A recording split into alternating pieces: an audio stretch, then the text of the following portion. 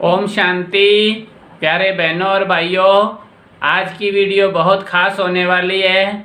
आज हमारे साथ में हैं आदरणीय राजयोगिनी ब्रह्मा कुमारी नीलिमा बहन, जो पिछले लगभग 27 वर्षों से ईश्वरीय कार्य में सेवा दे रहे हैं रावसर सेंटर से। तो आज हमारे को वो बताएंगे कि किस प्रकार निराकार परमपिता परमात्मा शिव साकार माध्यम दादा लेखराज के तन का आधार लेकर उनका नाम प्रजापिता ब्रह्मा भाग्यशाली रथ भागीरथ कैसे बनते हैं, इस पर प्रकाश डालेंगी हमारी आदरणीय राजयोगिनी ब्रह्मा कुमारी नीलिमा बहन। तो आज की वीडियो को अवश्य देखें, पूरी देखें, सब्सक्राइब करें, आगे से आगे शेयर करें, लाइक करें और कमेंट करें। ओम शांति। पिछले एपिसोड में आपने परमात्मा का सत्य परिचय प्राप्त किया। आज हम जानेंगे प्रजापिता ब्रह्मा कुमारी ईश्वरीय विश्वविद्यालय के साकार संस्थापक प्रजापिता ब्रह्मा बाबा के बारे में। प्रजापिता ब्रह्मा बाबा निराकार परमपिता परमात्मा शिव के साकार माध्यम बने। जैसे कि गीता में कहा कि जब जब धर्म की अति ग्लानि होती है तब तब परमात्मा धरती पर अवतरित होते हैं। निराकार परमात्मा ने बताया कि जब मैं धरती पर अवतरित होता हूँ तो एक साधारण वृद्ध मानव तन का आधार लेता हूँ। परमात्मा का जन्म दिव्य और अलौकिक है। परमात्मा ने जिस तन को अपना माध्यम बनाया उनका अलौकिक नाम रखा प्रजापिता ब्रह्मा बाबा। ब्रह्मा बाबा का जन्म हैदराबाद सिंध में एक धार्मिक कृपलानी परिवार में हुआ। उनका नाम था दादा लेखराज। लोग उनको बहुत प्यार से लखीराज बाबू कहा करते थे। बाबा बचपन से ही बहुत ही दिव्य बुद्धि वाले रहे।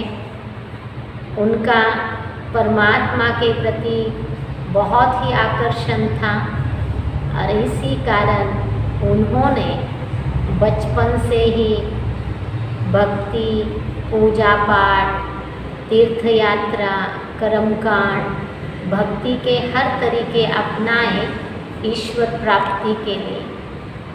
आयु के 60 साल तक बाबा ने परमात्मा प्राप्ति के लिए अनेक भक्ति के साधन अपनाए। बचपन में ही बाबा के माता पिता ने शरीर छोड़ दिया तो बाबा की पालना उनके चाचा जी के पास हुई। तो बताते हैं कि बाबा चाचा के दुकान पर काम करते थे और इनका संस्कार बचपन से ही बहुत ही दातापन का रहा। तो कोई भी राशन की दुकान पर गरीब आता था तो उनको वो वज़न में ज़्यादा डालते थे, लेकिन ये चाचा को उनके पसंद नहीं आया। तो बाबा ने अपना ही छोटा धंधा कर लिया और दृढ़ आत्मविश्वास के साथ परमात्मा पर विश्वास रखते हुए बाबा छोटे छोटे कारोबार करते करते एक दिन बहुत बड़े हीरों के व्यापारी बने। हैदराबाद सिंध में प्रसिद्ध व्यापारी दादा लेखराज बने। हीरों का व्यापार होने के कारण बाबा का संबंध हमेशा राजाओं से रहा।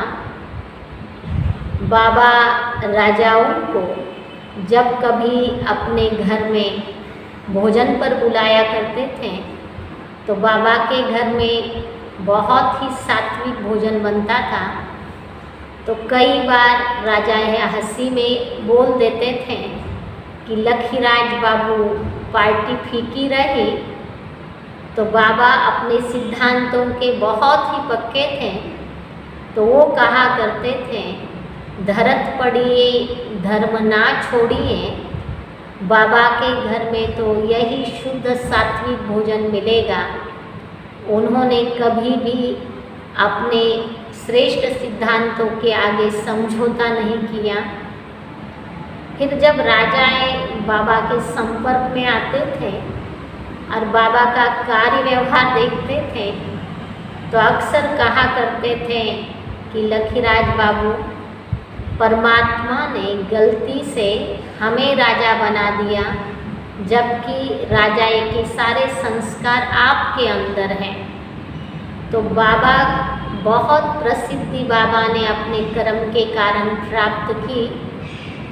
बाबा की हमेशा ही प्रभु मिलन की आंतरिक इच्छा बनी ही रहती थी, और इसी कारण दादा लेखराज ने अपने जीवन काल में 12 गुरु के और 12 गुरुओं के प्रति इतनी श्रद्धा और निष्ठा रखी।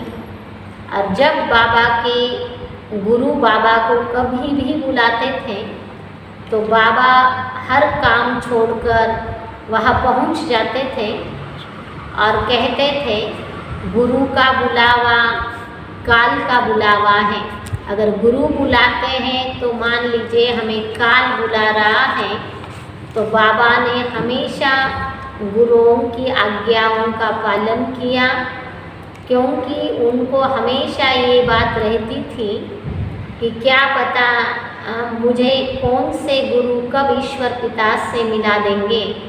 तो बाबा की आयु जब 60 साल की हुई, तो बाबा ने तब तक भक्ति के हर प्रकार से, जिसको हम नवधा भक्ति कहते, हर प्रकार से भक्ति की, परंतु जब आत्मिक शांति या प्रभु प्यार का अनुभव नहीं हुआ, तो बाबा को जैसे कि अंदर से वैराग्य आ गया और बाबा परमात्मा को उल्हाने देने लगे कि चारों तरफ लगाए फेरे फिर भी हरदम दूर रहे।